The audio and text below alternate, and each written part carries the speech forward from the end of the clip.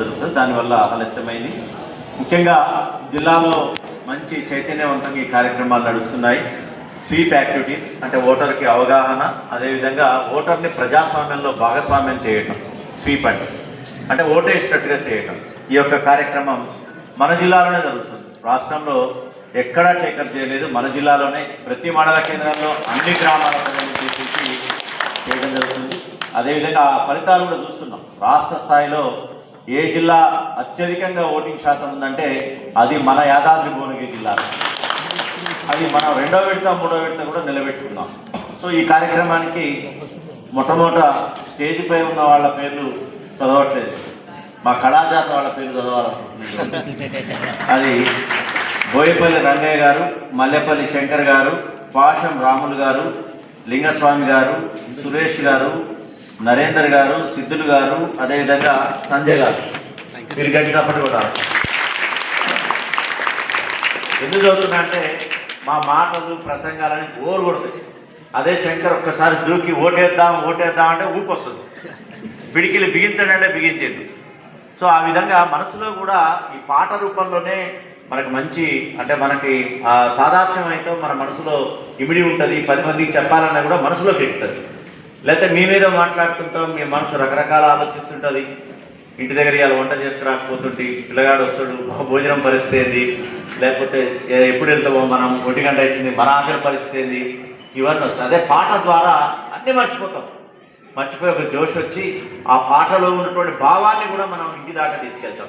So వాడికి ఒకసారి గట్టి చప్పట్లు కొట్టాలా. ఎందుకంటే వాళ్ళు ఎండనక వానక ప్రతి కార్యక్రమాన్ని కూడా తీసుకెళ్తున్నారు. ఎలక్షన్ కమిషన్ కావచ్చు, ప్రభుత్వ కార్యక్రమాలు కావచ్చు, మీ మనసులో ఉన్న రీతిలో వాళ్ళు తీసుకెళ్తున్నారు.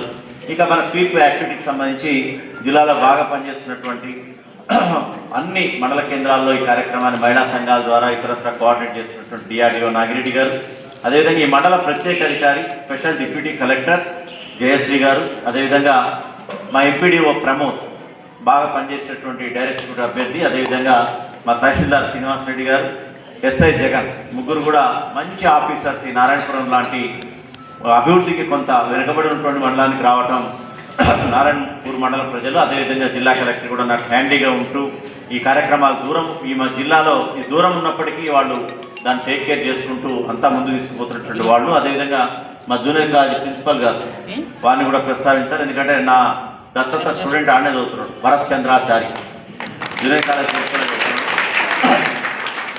ఆయన మొన్న కనుక్కుంటే ఏంటంటే భరత్ చంద్రాచారి కొద్దిగా హెల్త్గా బాగాలేడని చెప్పి రోజు మధ్యాహ్నం ఆయన ఫ్రూట్స్ కూడా సొంత డబ్బులతో ఇస్తున్నటువంటి ప్రిన్సిపల్ గారు, జూనియర్ కాలేజ్ ప్రిన్సిపల్ గారు కట్టుకోవాలి.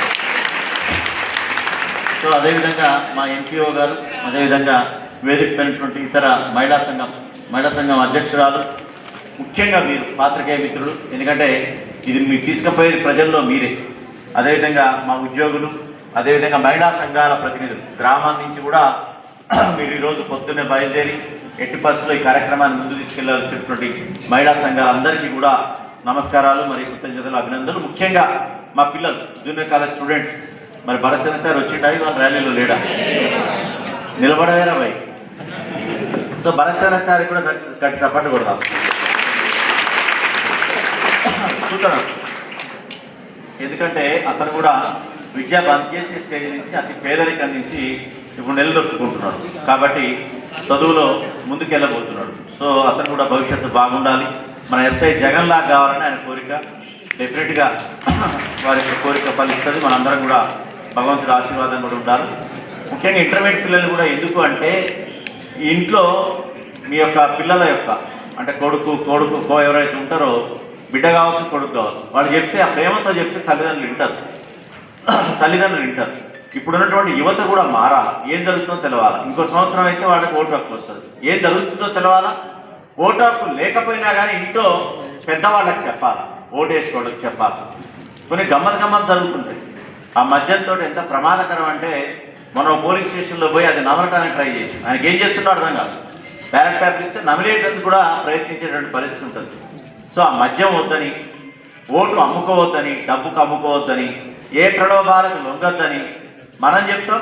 ఇంటర్మీడియట్ పిల్లలు, తర్వాత 10th పిల్లలు ఎవరైనా సరే స్టూడెంట్స్ కూడా వాళ్ళ తల్లిదండ్రులను ప్రభావితం చేయాలి.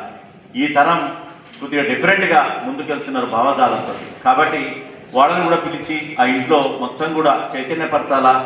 ఓటు అనేది అమ్ముకోవడానికి కాదు. మీరు ఒక్కటే ఆలోచించాల్సిందంటే ఓటు ఒక్క రోజులో ఏదో సభ మీ అందరం ఉన్నాం, జిల్లా యంత్రాంగం అంతా ఉండి ఎంత కట్టడి చేసినప్పటికీ డబ్బు మద్యం తీసుకునే వాళ్ళు ఉంటే వాళ్ళు ప్రయత్నిస్తూనే ఉంటారు.